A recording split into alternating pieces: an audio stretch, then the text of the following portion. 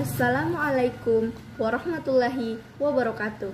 Kami dari kelompok 1 mata kuliah PKLH atau Pendidikan Kependudukan Lingkungan Hidup akan mempresentasikan materi yang berjudul Konsep Dasar Lingkungan Hidup. Saya selaku pembawa materi pertama atas nama Putri Ulia Atika Arfi, pemateri yang kedua Nur Fadila Darwis, dan pemateri yang ketiga Irda Fitriani. Dan langsung saja pada materi pengertian umum dari lingkungan hidup. Pertama, yaitu pengertian umum dari lingkungan hidup. Jadi, lingkungan hidup berasal dari kata lingkungan dan hidup. Menurut Kamus Besar Bahasa Indonesia, lingkungan berarti semua yang mempengaruhi pertumbuhan manusia atau hewan. Sedangkan hidup berarti masih terus ada, bekerja, dan bergerak sebagaimana mestinya.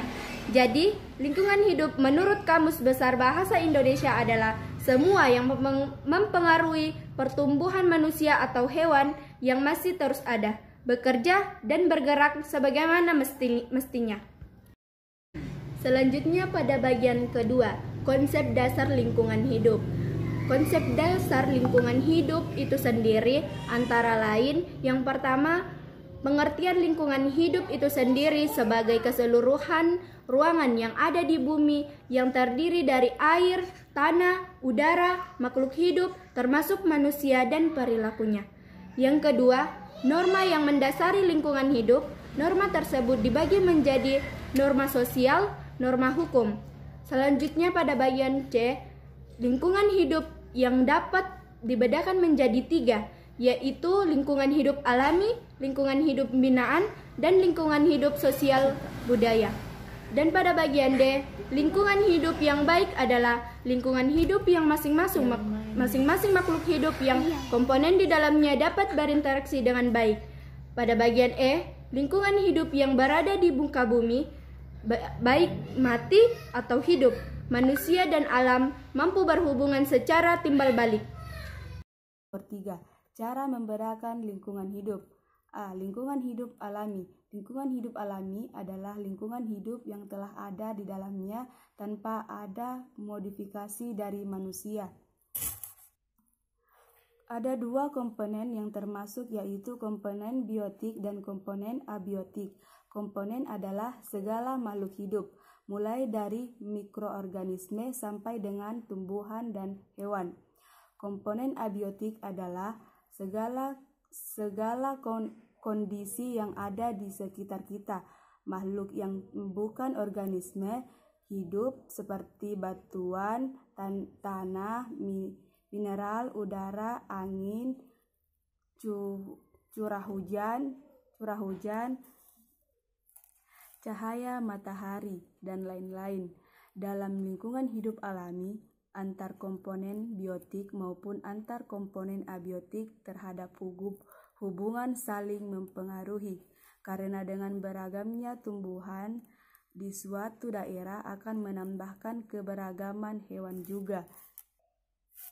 B. Lingkungan hidup binaan. Manusia menyadari bahwa lingkungan yang memiliki interaksi antara komponen juga mempunyai keterbatasan kemampuan, oleh karenanya manusia mencoba untuk memperpanjang usia lingkungan hidup.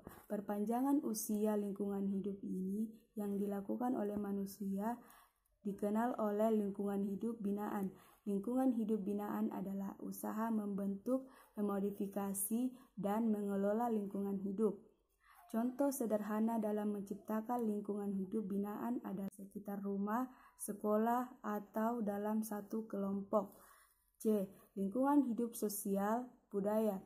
Lingkungan hidup sosial budaya adalah lingkungan hidup manusia yang melakukan interaksi dalam sesamanya. Dampak positif dapat disebabkan karena adanya kesadaran manusia untuk terus melakukan interaksi antar sesama yang dapat melakukan lingkungan hidup alaminya.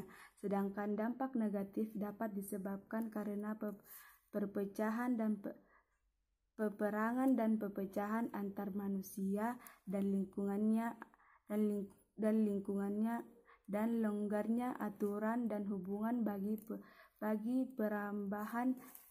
perambahan hutan dan penjara hutan.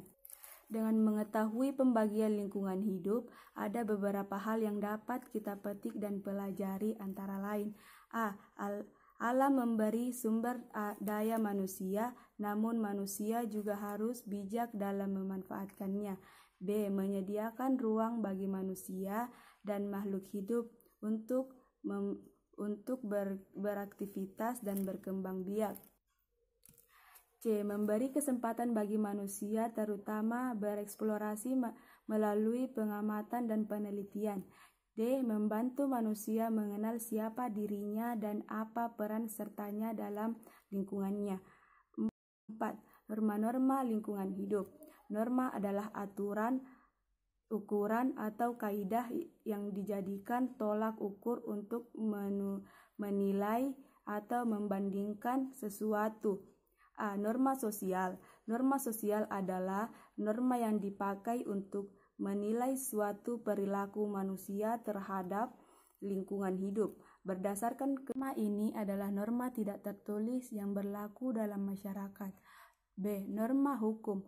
Norma hukum adalah norma dalam lingkungan hidup yang mengikuti semua masyarakat tanpa terkecuali dan memberikan sanksi bagi pelanggarannya.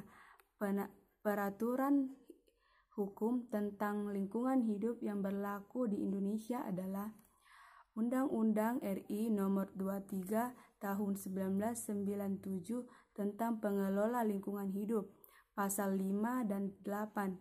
Isinya yaitu setiap orang memiliki hak yang sama atas lingkungan hidup yang baik dan sehat.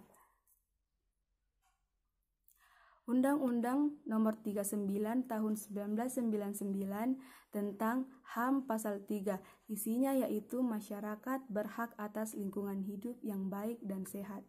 Amandemen kedua Undang-Undang Dasar 1945 Pasal 28H Ayat 1. Isinya yaitu setiap orang berhak hidup sejahtera lahir dan batin, bertempat tinggal dan mendapatkan lingkungan hidup yang baik dan sehat memperoleh pelayanan kesehatan. Nomor 5. Permasalahan lingkungan hidup. Permasalahan lingkungan hidup disebabkan karena alam, misalnya gempa bumi, tanah longsor, banjir karena hujan, angin tornado atau puting beliung, tsunami, dan lain sebagainya. Permasalahan lingkungan yang disebabkan oleh manusia misalnya terjadi yang pertama, terjadinya iklim mikro. Terjadinya iklim mikro adalah iklim yang terjadi di suatu wilayah tertentu dari area yang luas yang dampaknya dirasakan langsung oleh lingkungan di sekitarnya. Yang kedua, terjadinya pencemaran lingkungan seperti pencemaran air, pencemaran udara, dan pencemaran tanah. Banyaknya pencemaran dan permasalahan dalam lingkungan hidup membuat keseimbangan ekosistem terganggu dan kenyamanan lingkungan pun berkurang. Dalam Undang-Undang Nomor 23 Tahun 1997 yang berisi tentang rangkaian upaya untuk melindungi